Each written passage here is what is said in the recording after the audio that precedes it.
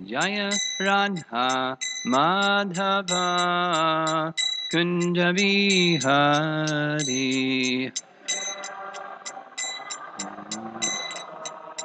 Kunja Bihari Gopi Jana Balabha Girivardhari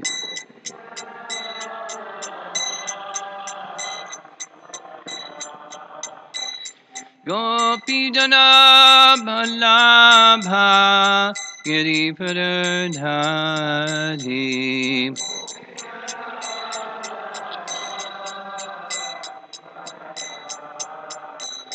Jasodanandana Brajajanaranjana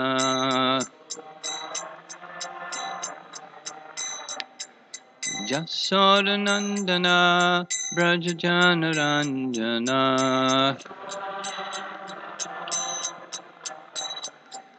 Jamuna Tiravanachari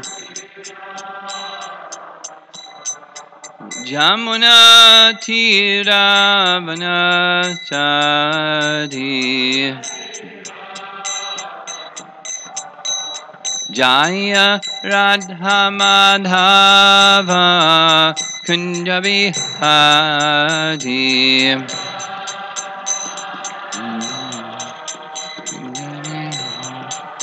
Jaya Radha Madhava Kunja Bihari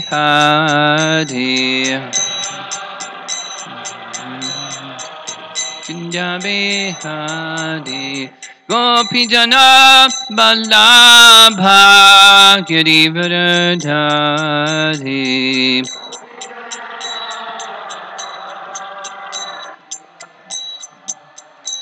Gopi Jana Vallabha Girivardhari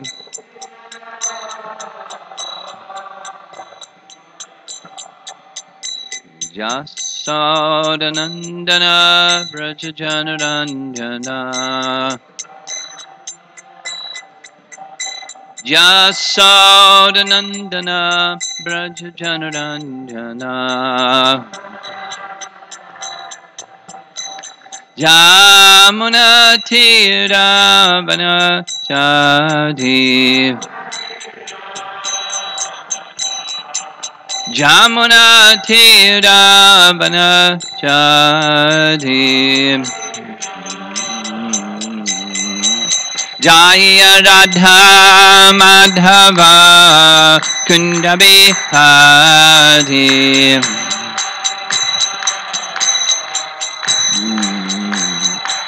Jaya Radha Madhava Kunda Bihari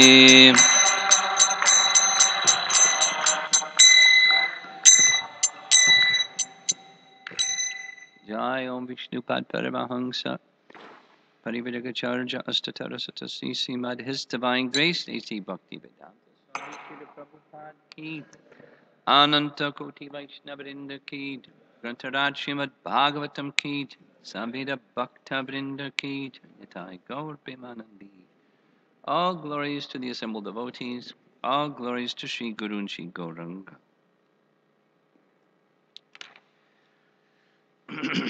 Om Namo Bhagavate Vasudevaya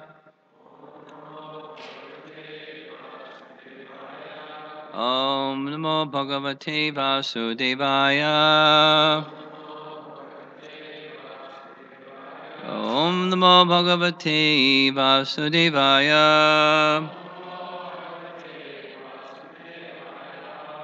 Reading text 36 from Canto 6, Chapter 5. Daksha Uvacha.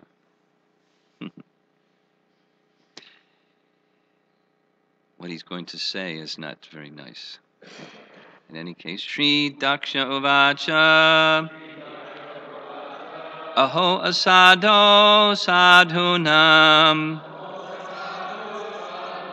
sadhu lingena nastvaya asadva karya bhakkanam bhikshur marga pradarshitaha oho asadho sadhunam sadhu lingena nastvaya asadvakarya bhakkanam bhikshur marga pradarshitaha.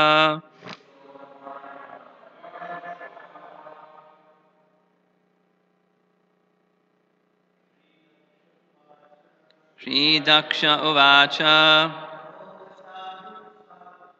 Aho asado sadhunam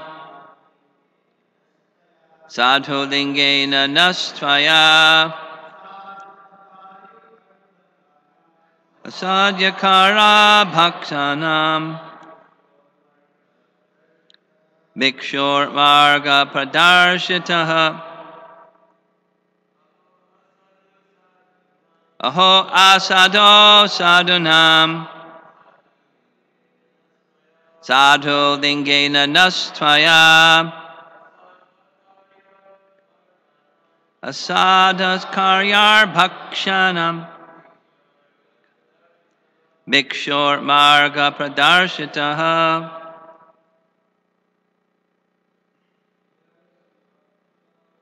Shri Daksha Uvacha Aho asado sadhunam sadhu lingena nastvaya asadu karyar bhakkanam.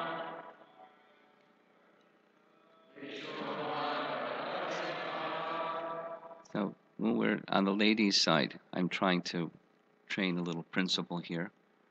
Those who are senior Vaishnavis and then those who are initiated devotees, please chant first, and then others follow.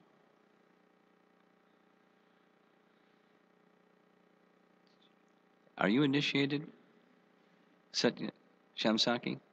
Can you chant?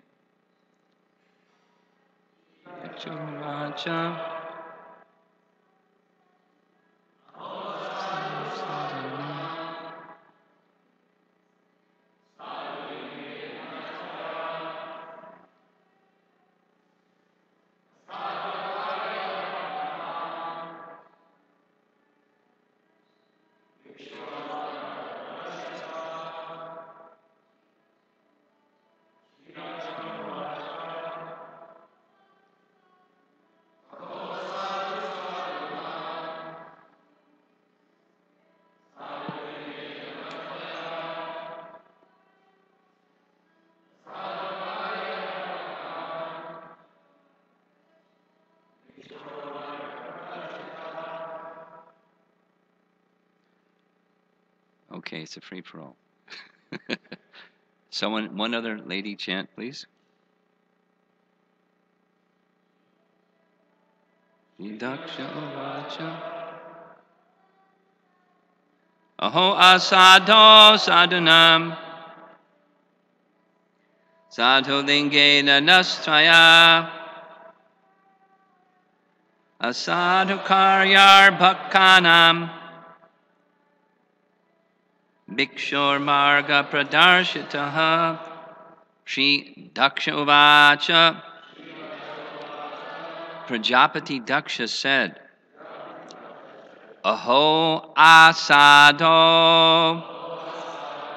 oh greatly dishonest non-devotee. Ooh, it hurts to say that. Addressed to Narada Muni. Ooh. Sadhunam,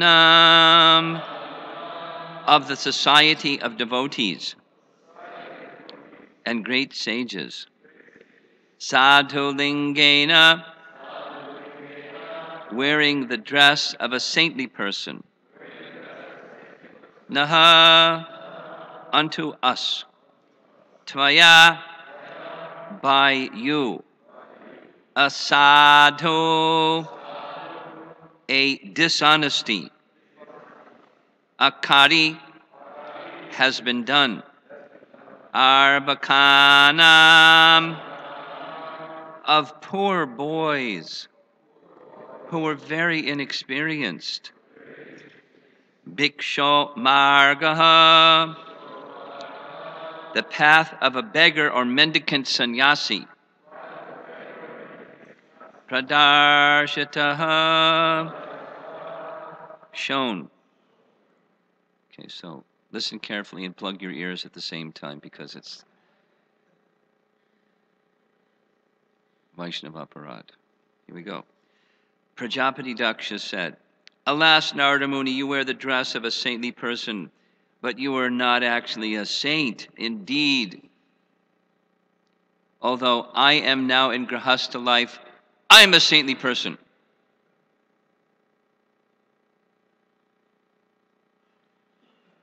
By showing my sons the path of renunciation, you have done me an abominable injustice. 2.5-page purport by Srila Prabhupada. Sri Chaitanya Mahaprabhu said, Sannyasira alpa chidra sarva loke gaya. Chaitanya Charitamrita Madhya 12:51. In society, one will find many sannyasis, vanaprasthas, grahastas, and brahmacharis, but if all of them properly live in accordance with their duties, they are understood to be sadhus. Prajapati Daksha was certainly a sadhu because he had executed such great austerities that the Supreme Personality of Godhead, Lord Vishnu, had appeared before him. Nevertheless, he had a fault-finding mentality.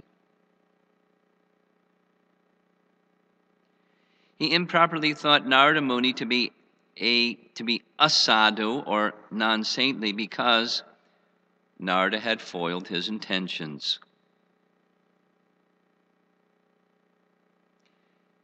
Desiring to train his sons to become grahastas, fully equipped with knowledge, Daksha had sent them to execute austerities by Narayana Saras.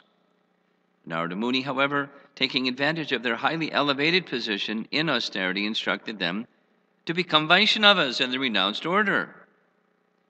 This is the duty of Narada Muni and his followers.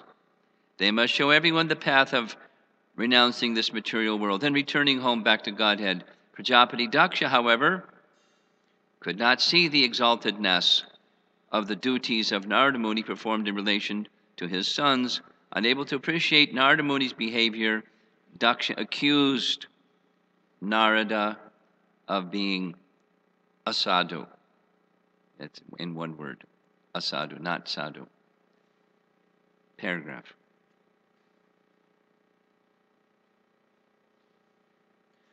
The words Bhikshor Marga, quote, the path of the renounced order, unquote, are very significant in this regard, as sannyasi is called Tridandi Bhikshu because his duty is to beg alms from the homes of grahastas and to give the grahastas spiritual instructions. A sannyasi is allowed to beg from door to door, but a grahasta cannot do so. Grahastas may earn their living according to the 4 divisions of spiritual life. A Brahmana, Grahasta, may earn his livelihood by becoming a learned scholar and teaching people in general how to worship the Supreme Personality of Godhead. He may also assume the duty of worship himself. Therefore, it is said that only Brahmanas may engage in deity worship, and they may accept as prasad whatever people offer the deity. Although a Brahmana may sometimes accept charity, it is not for his personal maintenance, but for the worship of the deity. Thus, a Brahmana does not stock anything for his future use Similarly, Kshatriyas may collect taxes from the citizens, and they must also protect the citizens, enforce rules and regulations, and maintain law and order. The Vaishyas should earn their livelihood through agriculture and cow protection, and Shudras should maintain their livelihood by serving the three higher classes. Unless one becomes a Brahmana, one cannot take sannyas.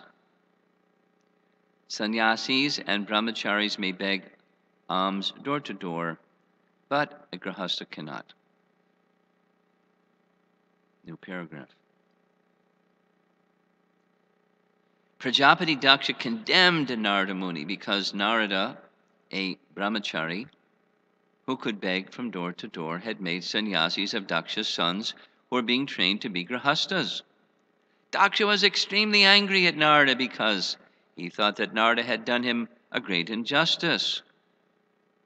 According to Daksha's opinion, Narada Muni had misled Daksha's inexperienced sons. Parentheses. Asadu, Akari, Arvakanam.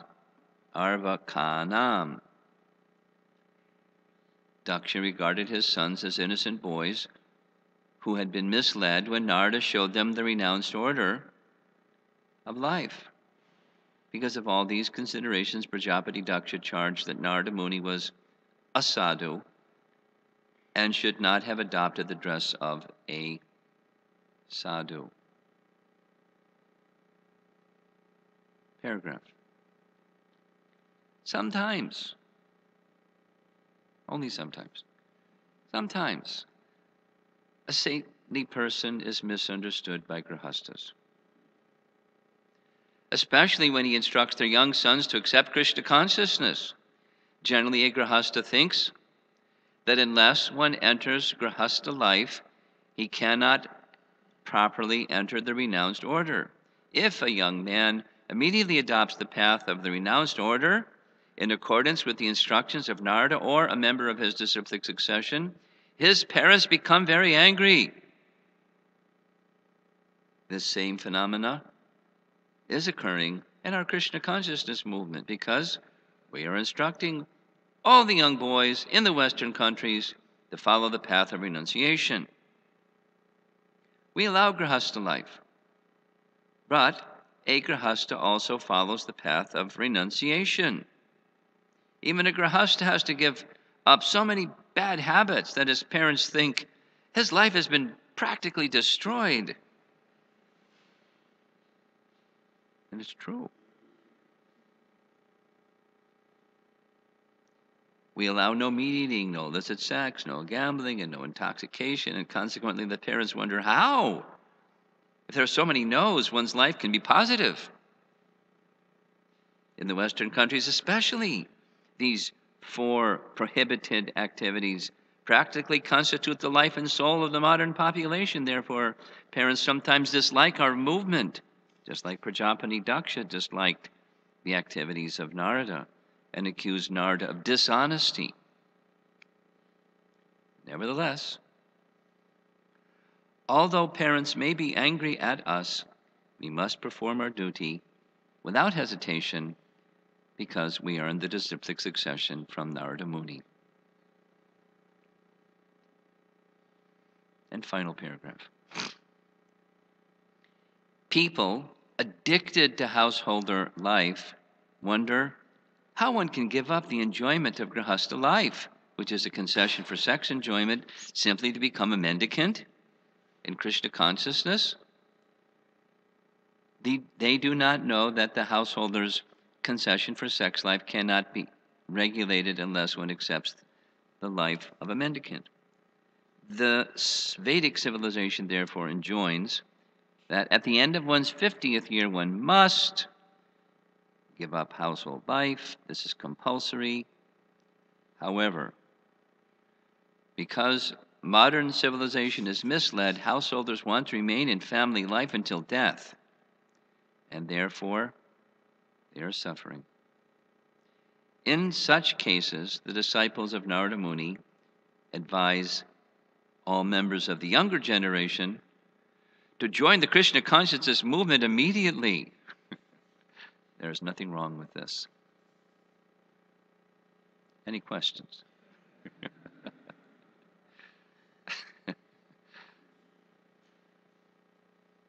I don't want to chant the verse again. It's not nice. So there's three main parts plus. So the three main parts are the cultural aspect that's being described, the fault-finding mentality of Daksha, and then the duty of those representing Narada Muni to do as Narada Muni does and did. So the cultural edification that we're receiving is each of the four orders, Brahmachari, Grahastha, Vanaprastha, Sannyas, may feature someone who is sadhu. Not only that the sannyasi is sadhu, the qualification, if they properly live in accordance with their duties.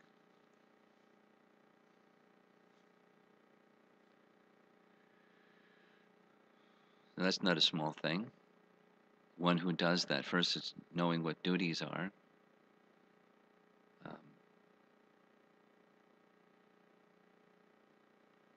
I spoke last night in the Russian group, Rajamohan's group, the suburbs, and part of the class was discussing. They're going to begin a systematic study of Bhagavad Gita. They're very enthusiastic for that because they've been practicing and now they want to systematically understand the message of Bhagavad Gita. So mine was like prime the pump, get started, get a picture of where the train is going kind of a message. And there's a part of what I did yesterday evening fits in with this, is from the introduction of Bhagavad Gita, there's a very concise two-sentence pearl out of many other pearls. Prabhupada says, Krishna descended into this world to explain the purpose of life to those who had forgotten what is the purpose. Real simple. Bhagavad Gita's message is, what is the purpose of life? For those who have forgotten. Of those who reach an understanding of that message, there are a few who enter into the spirit of that understanding. And for those persons, Krishna spoke Bhagavad Gita. Cool, huh? So there's don't know the purpose, then there's edification about the purpose. Some, oh, that's the purpose, the light goes on. Oh, that's the purpose. And then, what's next? Then some enter into the spirit of the purpose. They live their life as a sadhu lives their life. There are duties, and the duty isn't just do this and don't do that. It's the purpose of do this and don't do that. It's to make offerings to Krishna of one's life and whatever one does. Life of devotion to Krishna. One who enters into the spirit of that's a sadhu. So Krishna spoke Bhagavad Gita for potential sadhus who were otherwise covered. So one may be sadhu from any position. Know what the purpose is, fulfill the purpose, and carry out duties according to that that purpose. Again, it's just the conversation with the nice Jewish lady. Religion is there's laws and you follow the laws. Be a religious person. But to understand the purpose is there's a relationship with the Supreme Personality of Godhead, and we should act and within that relationship, establish the relationship, sambandha, gyan, know what is a relationship, and who is Krishna, the sambandha tattva, and then establish the foundation and then act in that relationship.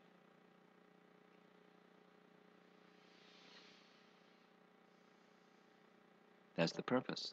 That's the spirit of the purpose of human life. Just not just be good and don't be bad.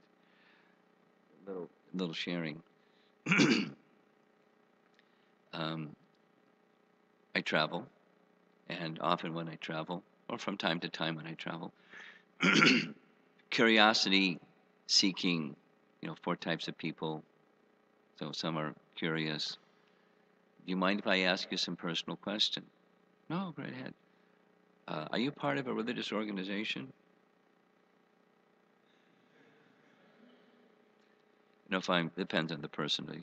Yes, how did you know? It's not Halloween. Yeah, I'm part of a religious organization. Or they'll say, are you a Christian? Are you a Buddhist monk? My reply is, no, I'm a Krishna monk. Oh, what's a Krishna monk? So then they sometimes say, would you mind just, what are the basic ideas and beliefs of a Krishna monk?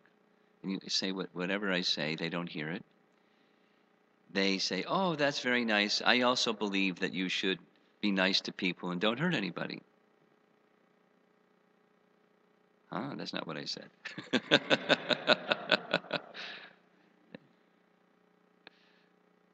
But it's not always, but it's very common. That's what they hear. Oh. So, be religious. That's what they hear. Follow the do's and avoid the don'ts, and you're dharmic. You accept the codes of conduct given by God, and you follow them, which is a statement here about sadhu, one who lives in accordance with their duties properly. Because there's the properly is with the higher purpose. Anyway, the sadhus may come from any position. Now, here's the fault finding, or we can even use the word sectarian, because it's appropriate here also. Here's Daksha, who's a certain type of sadhu. Here's what Prabhupada says about Daksha. Prajapati Daksha was certainly a sadhu because he had executed such great austerities that the Supreme Personality of Godhead, Lord Vishnu, had appeared before him.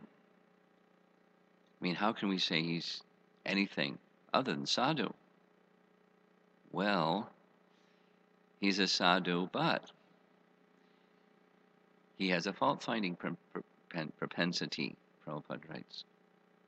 So, to him, sadhu means this.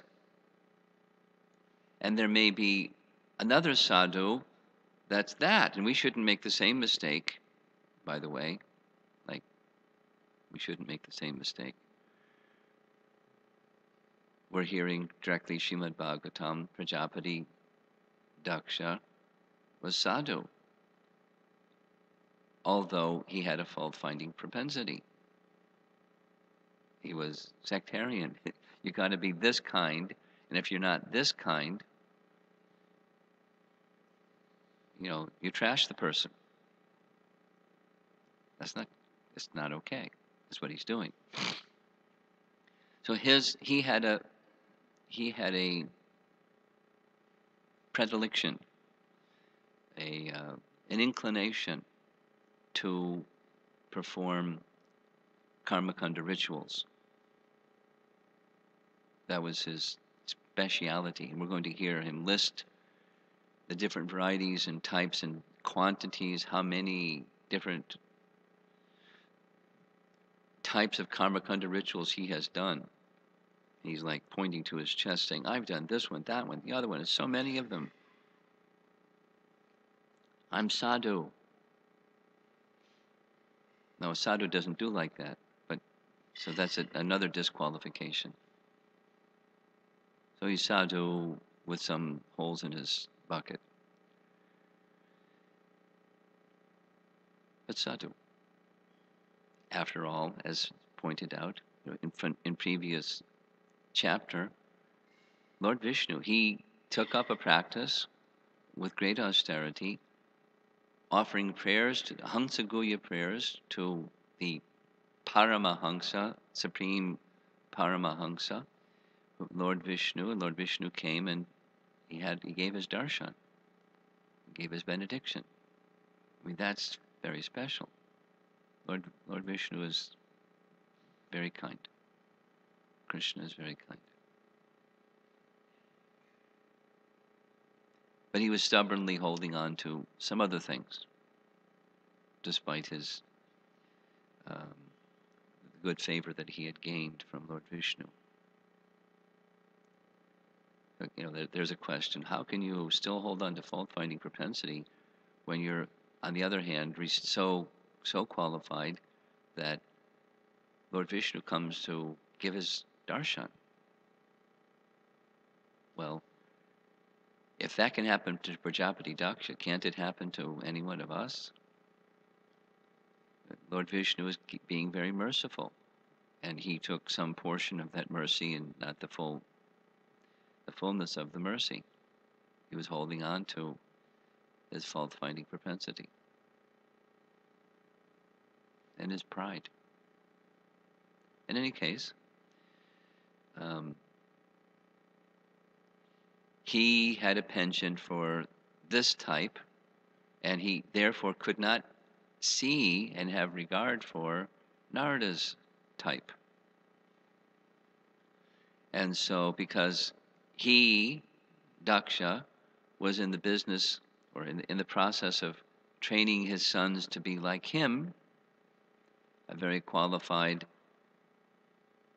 filled with knowledge, Karmakanda ritual performer, when Narada Muni pointed a different direction, he's calling him dishonest, a cheater. He's going to say some other things, specifically in the direction of cheating his sons. You've misled them. They're innocent, and you pointed something that they're not qualified for, and they went for it just because they're innocent. Shame on you. You're a sadhu. So Prabhupada goes from that directly. The next paragraph is, what are the duties? So quality of a sadhu as he follows their duties. So what are the duties of a Brahmana, Kshatriya, Vaishya, and Shudra? And we hear these duties. And there's some restrictions also, specifically for a Brahmana. The Brahmana may perform bhikshu, door-to-door, receiving alms and giving instruction. A grahastha is not permitted to do that. Even one may be grahastha brahmana.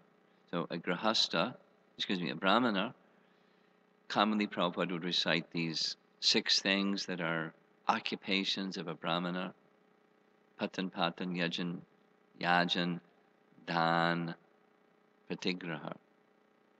Heard it so many times. Patan, yajan. So they study and they teach, they worship and they teach worship, they receive charity, and don't forget, they give in charity. Brahmanas give in charity as well as receive charity. They don't hoard.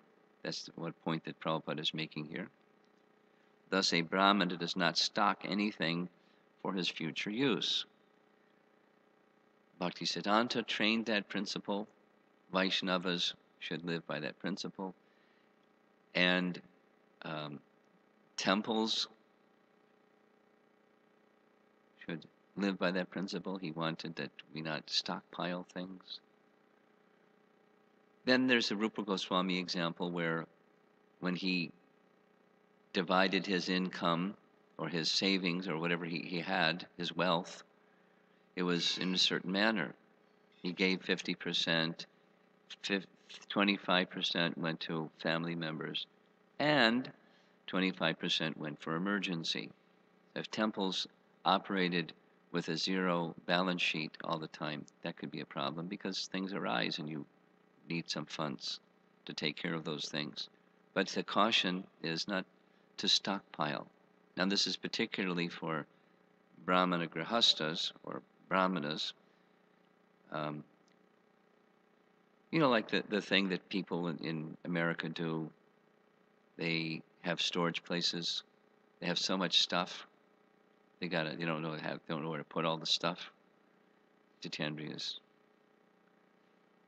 not paying attention. And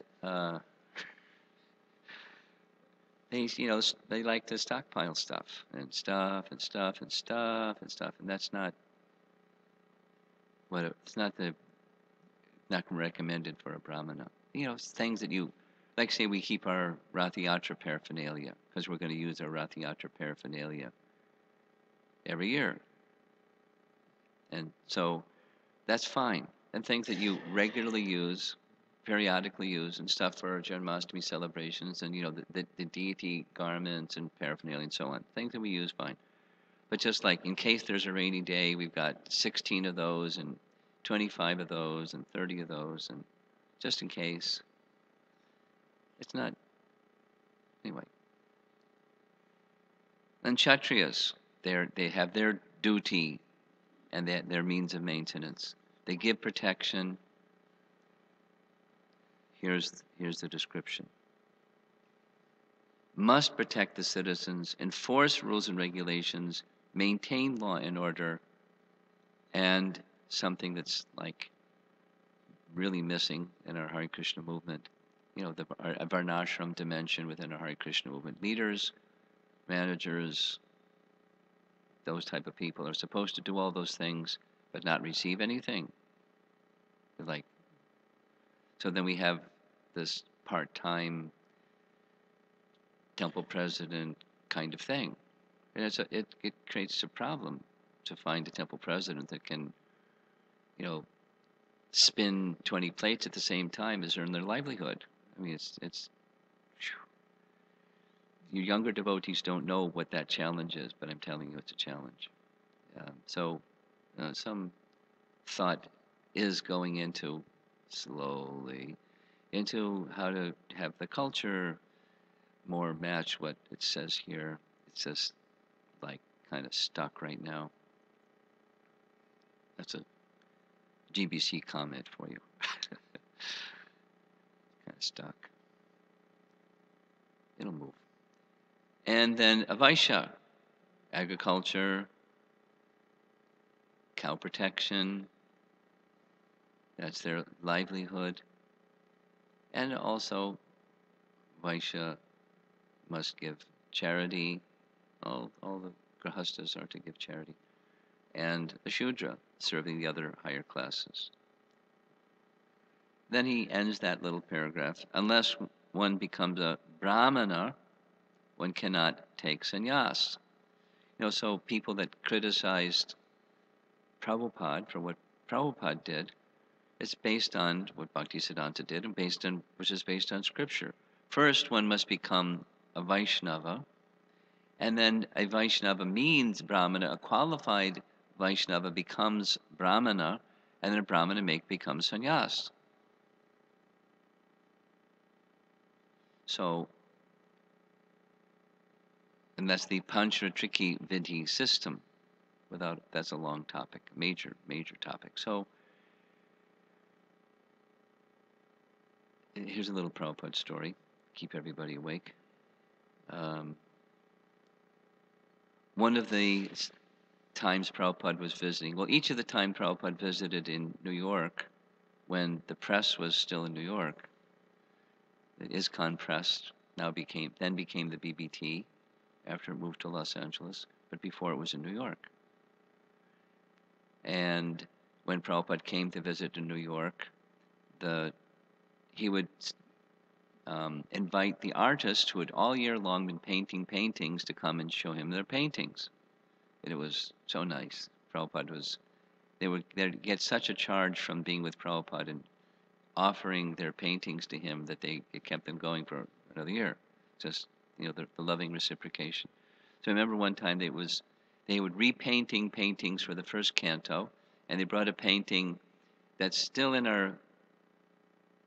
it's in some of the publications of first canto, where Yudhisthira Maharaj is leaving home. He's after Krishna departs, he leaves for the north country, the verse says. So the painting shows Yudhisthira wearing saffron cloth, holding a danda, and heading for the Himalayas. And Prabhupada said, a Kshatriya doesn't take the sannyas order. So they were depicting renouncing and heading for the north country, but holding a tridanda sannyas. So a Kshatriya, a Brahmana may take sannyas. A Kshatriya may, like when the kings gave up their kingdom, they didn't take Tridandi sannyas initiation and go with their danda into the forest. They just renounced their kingdom and went and performed similar activities, the activities of renunciation, without the danda, without the sannyas order. That's Prabhupada's statement. Sannyasis and brahmacharis may beg alms door to door, but a grihastha cannot. So that's the cultural component. Then the next is the fault-finding part of the message. So I thought of doing two things. Morning walk conversation in Sridham Mayapur, 1976, where many nice things were being discussed, but one of the things, Tamal Krishna Raj asked a question about fault-finding. And his question was, what is the way to draw the line between the following three things: blasphemy, fault-finding, and calling a spade a spade?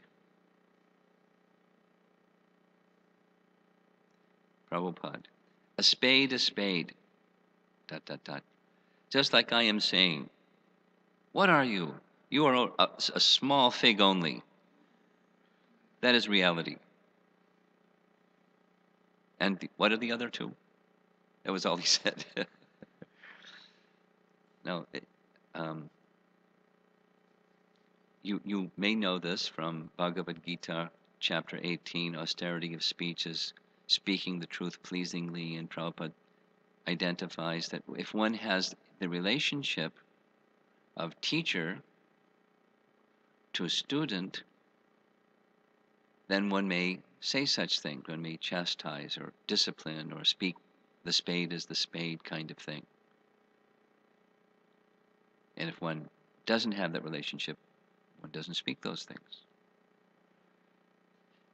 Elsewhere, Prabhupada would say, it is the duty of the spiritual master to chastise the disciple. Now, it's hard to do that because most people can't take it, but it's the duty. And his reason is, the explanation why, is otherwise they will become puffed up and complacent. Both become puffed up and complacent. So regularly or periodically, calling a spade. What's that? What are you? You're a small fig only. You're insignificant. Don't be proud. So that's Prabhupada's example of calling a spade a spade. What is the other? Tamal Krishna. The other is fault-finding and Prabhupada doesn't even let him finish. Fault finding. That is another fault. But Vranam icchanti makshita Vranam icchanti madun icchanti.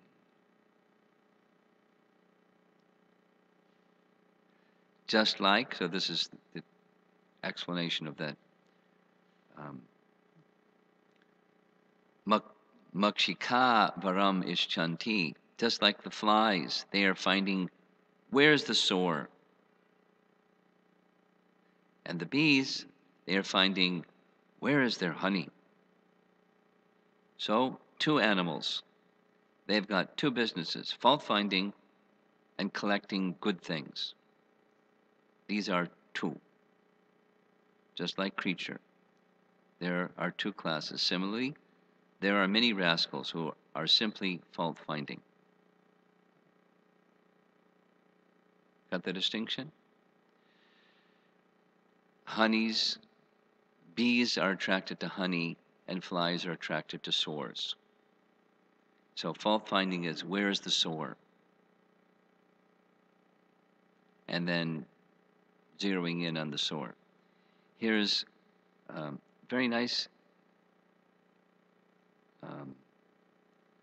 reference on that where's the sore mentality. Of course, it takes an elevated person to not go there.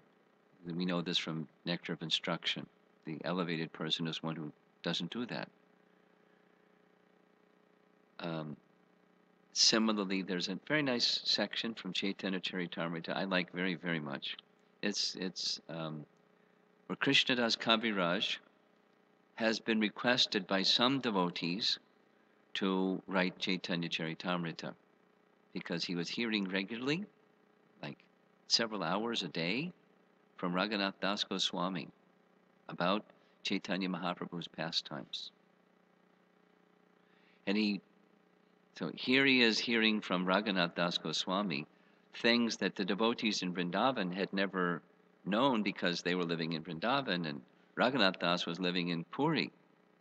Not only living in Puri, he was under the guidance of Swarup Damodar, who intimately understood not only what the pastimes were, but the mood of Chaitanya Mahaprabhu.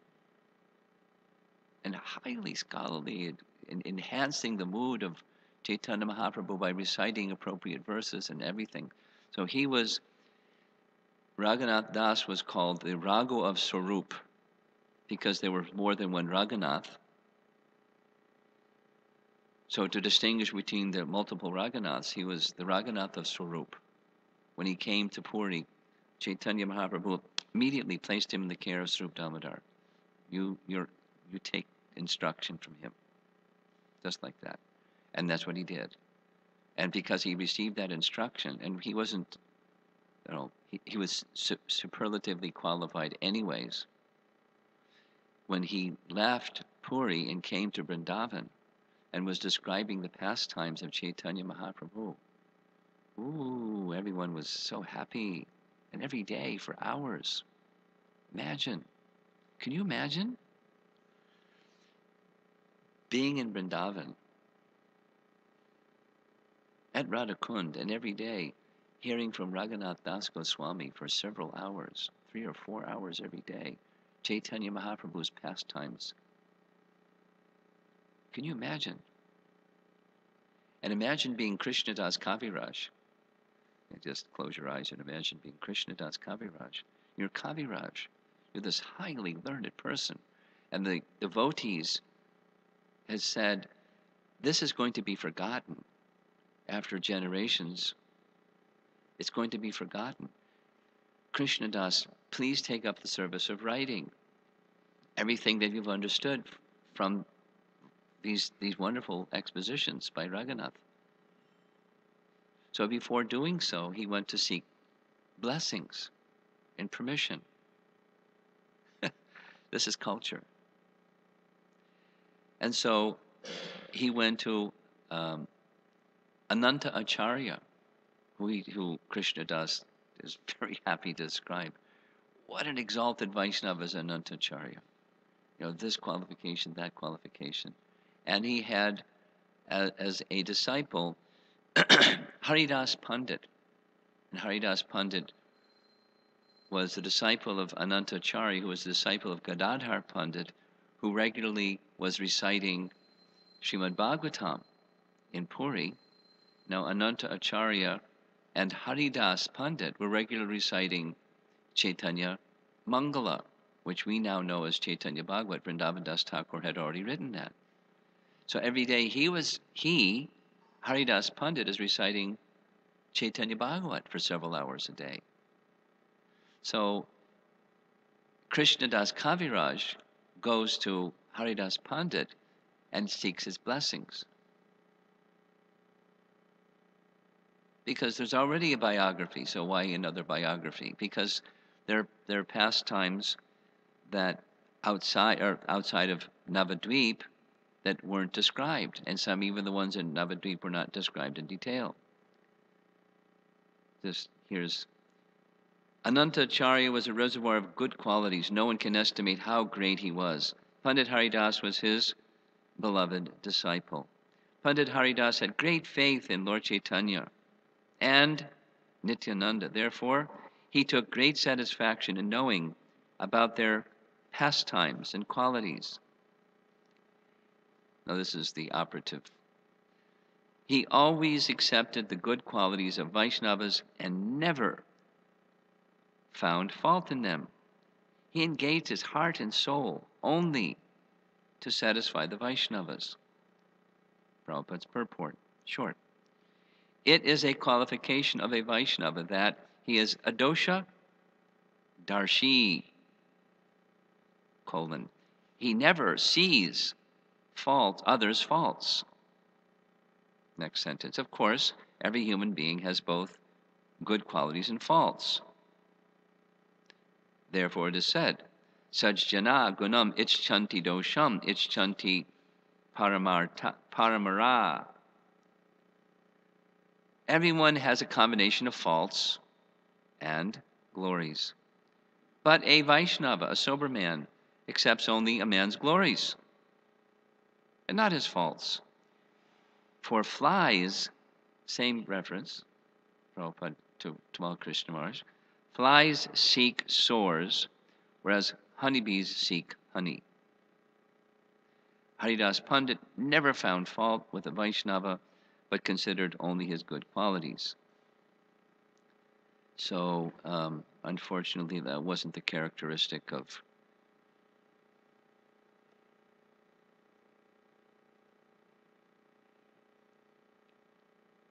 Prajapati Daksha. He couldn't see the qualities of Narada. He saw only what he considered to be faults. Now, I'm going to read one other little. So there were three. Spade is spade, fault finding, and the other is blasphemy. Now, blasphemy is something that sadhu ninda, when we have our 10 offenses against the chanting of the holy name, sadhu ninda is number one on the list. So here's Prabhupada's explanation. Tamal Krishna. And blasphemy? Prabhupada. Blasphemy means you have good qualities, but still I am defaming you. Tamal Krishna. So the saintly person tends to overlook the bad qualities and see the good ones. Prabhupada. Yes. Tamal Krishna. Like Krishna's dealing with Putana. Prabhupada. Yes. Like Putana. She had some bad qualities. She wanted to kill Krishna. Not a nice quality. But Krishna saw the one good quality.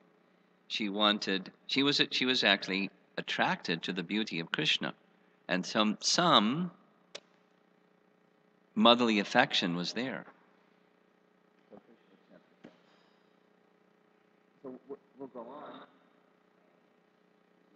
Continue in the fault-finding spirit of Prajapati Dakshi. He's really fired up to be a fault finder. So we'll be discussing this topic more as the verses go along. But then the last part, because it's already almost 8:30, the last part is, what do we do when we know that people are, they're attached to their ways? Prabhupada details parents of their children, or society in general not understanding the path of Bhikshu Marg, the path of detachment from these nasty worldly things. And people wonder, what's wrong with you people? Or sometimes they say, what do you do for fun? Join the kirtan. And so forth. Engage in expanding the Hare Krishna movement. It's lots of fun. It's very creative, and just join the fun. What? So, although people may not understand, of course, one needs to be discerning. Certainly, Narada was discerning. And not only discerning, he went and met the parents of the Haryashvas and Savalashvas both times. Hey, Daksha, got some good news for you. What's that? Your son's joined my Bhakti program. What? So, with discretion, with some discerning ability how to do such things, and not just like cavalier about how family members might consider the step of a young person going towards Krishna. We don't want to just like disrupt. We want to be respectful, and we try to do it nicely, but we still must proceed carefully, thoughtfully, properly, giving the message of Srimad Bhagvatam, and as followers of Narada Muni and followers of Lord Chaitanya Mahaprabhu. I'll just got my eyes on the clock, but just one story that's from Bhaktisiddhanta Saraswati Thakur's life, as in expanding the Gaudiya Math. I think our Brahmachari ashram members will appreciate this one, get a chuckle. Bhaktisiddhanta understood as a strategy that persons who can full-time dedicate themselves to assisting the message of Lord Chaitanya being spread was necessary. It was important, and more than important, it was necessary to dynamically spread Lord Chaitanya's message.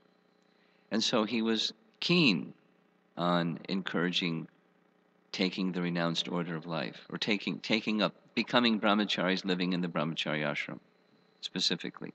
Becoming brahmacharis and living in the brahmachari ashram, as opposed to the paradigm that's like ever so strong in India today. So imagine what it was like at his time, that one should, get a good education and get a good job and get married and have a family and, do the Prajapati Daksha program. Very strong. So he would encourage young men, especially young educated men, but young men, to dedicate their life to living brahmachari life. There's a story that's narrated where the person who was very young, who was the young brahmachari at the time, narrated this story. The Gaudiya Maths where Prabhupada, Bhaktisiddhanta Saraswati Thakur would visit were small places, and each place they had a room for him. So he was staying visiting one place, and the parents of one of the brahmacharis knew that he was visiting, so they came to let him have it, that our son has joined the ashram, we want our son back. So the story goes, Bhaktisiddhanta was sitting in a cot, And he had the brahmachari crawl underneath the cot so his parents couldn't find him, and hung a cloth down so they couldn't see him. And then they were asking all these questions, where is our son? We want our son. And he was, preaching to them about whatever it was, the message. Do you recall that section from the biography? Bhakti Vikash Maharaj told me the story personally, so I'm surprised it didn't make it into the biography. And everyone was just holding their breath. As soon as the parents left, they just laughed and laughed and laughed, because it was important to Bhaktisiddhanta to that degree that he was hiding the boy. And of course, that boy lived to become a mature Vaishnav because he's the one that told the story. So it's not just anyone. It's okay. Now we have a license to do sneaky things and dishonest things. Not that. But the point is, it's important. It's important for the souls to go to Krishna quickly. It's very dangerous in this Kali Yuga atmosphere. And to assist the mission. It's important for the mission. That's pleasing Chaitanya Mahaprabhu and his purpose for appearing in this world. And one who does like that, even for some part of his life, is great benefit to them and to those who receive that effort. Our grahastas aren't able to join the Harinam, from this hour to that hour during the workday. We can, because we're brahmacharis and sannyasis. We can do like that, and it's a very valuable service. Not everyone can do like that, so it's a nice position to serve from, and receive spiritual benefit from that service, and pleasing Lord Chaitanya and pleasing our founder Acharya, assisting in that mission for whatever period of time one is able to engage in that way. Very valuable. Very valuable. And once again, our needing devotees, certainly with discretion, but should, in the spirit of Narada, encourage like that. Appropriate for the person in the appropriate manner and way and so forth. Not artificially someone doing something that they can't at all. It's not suited for them at all. But when it's at all suited, as Narada spent the time to evaluate the qualification of the Savalashvas, and he understood they're qualified. And he then directly encouraged them, take up this renounced life in devotion to the Supreme Lord. And then when we do that, be ready to face the music. That the parents would say, what? What are you doing? And so forth. We'll hear some more about that in the coming purports. Any discussion? 8:38. Jitendriya.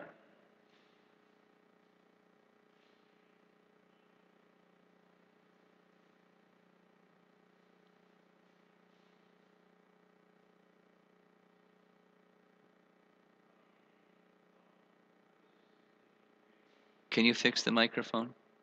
Go fix the microphone. See what you can do. Yes, Jitendriya.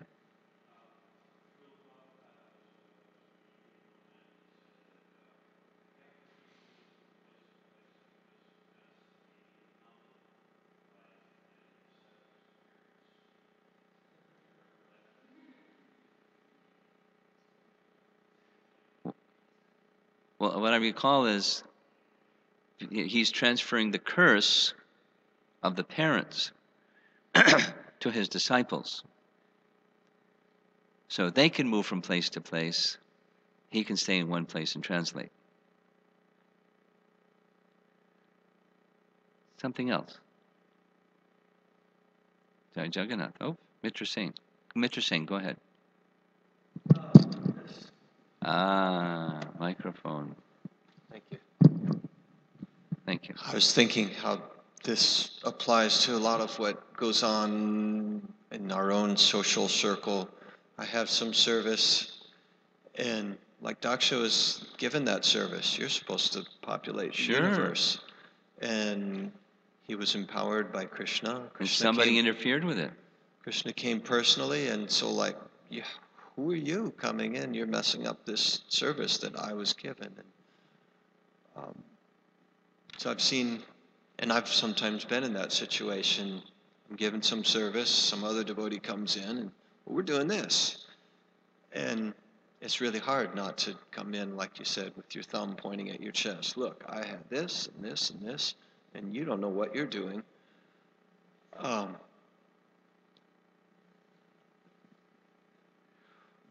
Okay, well, in this case, not in our case necessarily, but in this case, the message of Narada is the Paradharma message, and it has its place, even one may have some assigned by the personality of Godhead duty, or assigned duty. There's Paradharma, and that takes precedence. A common, an application point that's relevant for us, I think, is this one. All religions teach honor your parents. There's a good reason for it, but it's a religious principle. So not only Indian family people, but Western people also get conflicted. Last time I was visiting in Potomac, one lady, kind of middle-aged lady, came and asked a question after a Ram Nomi celebration talk about what should I do when, my parents don't so much approve of my involvement in the Hare Krishna movement. This middle-aged lady, respecting her parents because it's religious. And the answer that I gave was, there's Dharma, and there's Paradharma, and Paradharma takes precedence. Sarvadharmam parityaja. So, not like, okay, now I can disrespect my parents, but when I have to choose between this Dharma and that Dharma, Paradharma wins for my choice making. Now, if one doesn't understand, as Prajapati Daksha didn't understand what Paradharma is, which is also coming from the Supreme Lord, and Narada has that service, and beside, my service, somebody else's service, there's a principle, and the higher principle in Vedic culture prevails. That's one of the important rules that we should understand. There's, the other one is give and take, but Paradharma prevails. Anyway, the application point of this topic gets really complex case by case. And it does come up, for sure. Ask Jai Jagannath. He's got like a whole thing about it. Go ahead.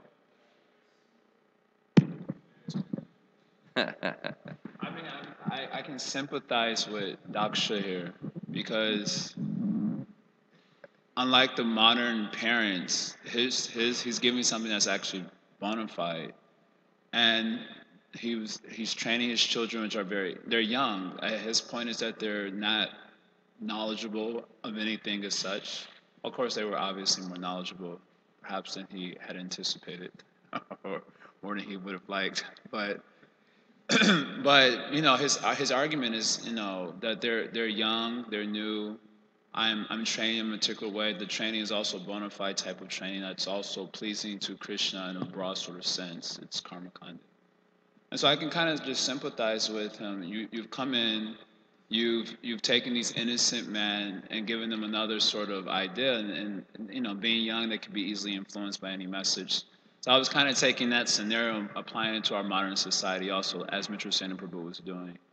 And saying that, you're training devotees up in a particular sort of way. Here comes some passing person, he preaches something, they get attracted and go away. It can be very frustrating. So I was kind of like sympathizing with Daksha, although the way he's dealing with it is not very, as you were explaining nicely, sadhu. So I don't know if it's much a question, but a comment and question is kind of implicit, or yeah. Well, implicit. You want to respond, or you want another question?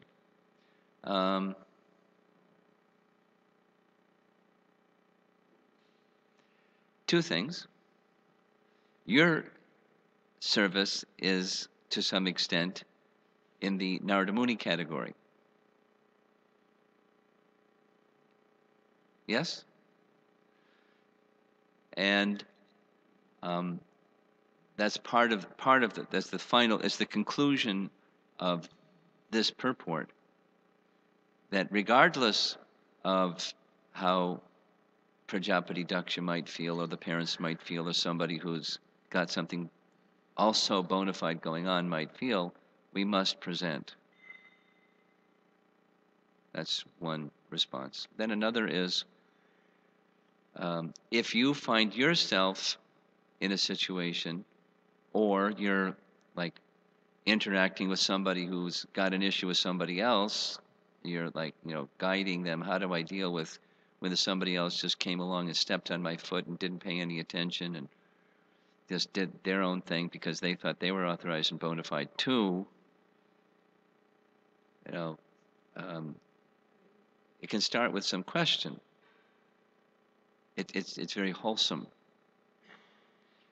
to begin with a question. My dear Mitra Saint, I understand that you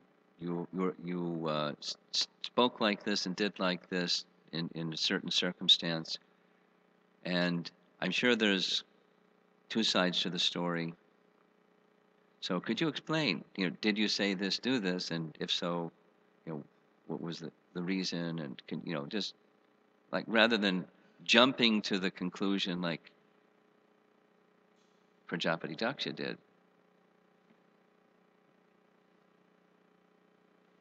ask the person, dear Narada,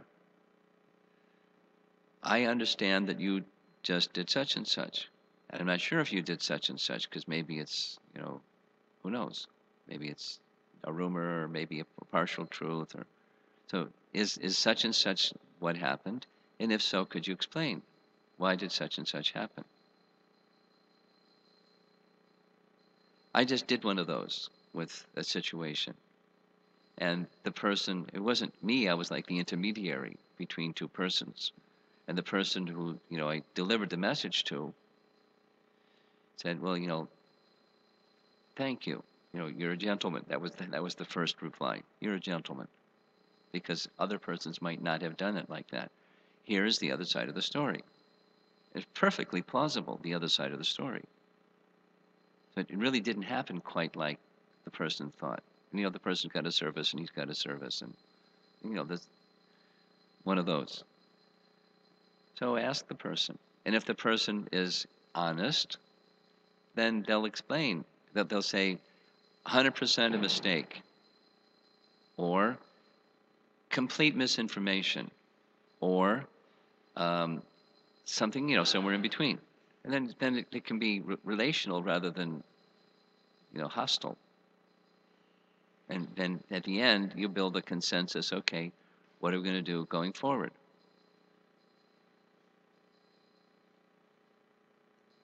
Then you don't break relationships and smash people because, I'm authorized. And you transgressed my authorized path. Shame on you. Anything else? Yes.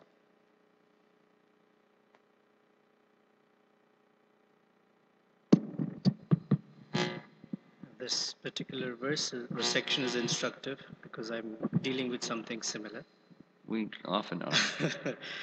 So it's a good reminder. Now, Prabhupada doesn't speak of it in this particular way, but I was...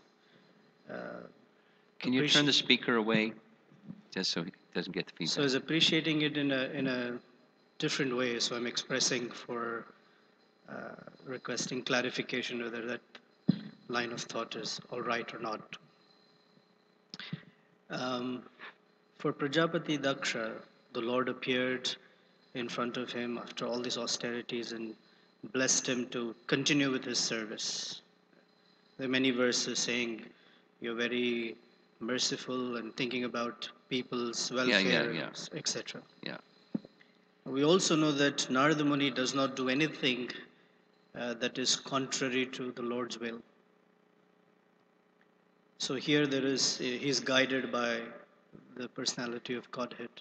So on one hand, the Lord gave Daksha the inspiration to be a Prajapati and have all these children who will populate the world. On the other side, there's inspiration for Narada Muni to get all those young men into the brahmacharya ashram or sannyasis. So I was appreciating it this way, that the Lord wants to expose for Daksha this thing that's a malady in his heart. Yeah. And just by the movement of circumstances, this come to light. Yeah. When I read the section of how kind Lord Vishnu was, even to appear, what to speak of what he addressed, he was just appreciating something and not addressing the other something, because the other something was there. Pride and fault-finding propensity was there. So in that moment, he didn't address it, but in this circumstance, he's now addressing it through the agency of the merciful Narada Muni. And Narada Muni doesn't, get bent out of shape about, how insulting, and so forth. He doesn't do that. He takes it and thinks, what good fortune. Now I'm going to be cursed that I can't stay any place for more than 3 days. Fantastic. It perfectly suits. Krishna is very kind. And he stays because he wants to deliver. And that's the Narada Muni, the instrument of Krishna to bring Prajapati Daksha closer to the Paradharma position. That's Narada's function. So he's carrying the Lord's Bhakti Shakti in fullness. So Bhaktas, acting on behalf of the Supreme Lord's ultimate mission, need that quality. Amanina, manadena. It's no small thing. No small thing. It's a qualification to be a deliverer of bhakti and also to have a attraction and taste for the holy name, which is where our elevation is going to come. And then we have our social lives too, and then we need these qualifications so we can have a taste for the holy name, so we can enter into the transcendent world of love for Krishna. No small thing. Amanina, manadena, trinadapi sinicha. No small thing. Anything from the ladies' side?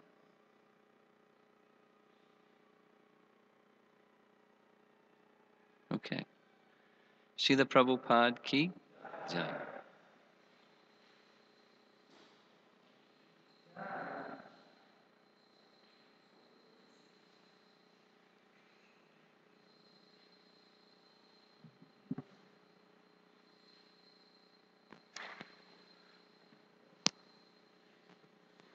Hare Krishna, quick announcement. Tonight we're going to start the Festival of the Holy Name with the Maha Harinam downtown. We're going to meet in the lobby at 3:30, and we're going to leave promptly at 3:45. We're going to do walking Harinam down to the train station, take the train downtown, and we're going to meet at Michigan Avenue and Jackson, Michigan and Jackson downtown. And then we'll assemble there from 4:30 to 5. 5 o'clock we'll start walking, and then we'll meet back at the train station where we came from at 7 o'clock, and then come back to the temple. And if you're not on time,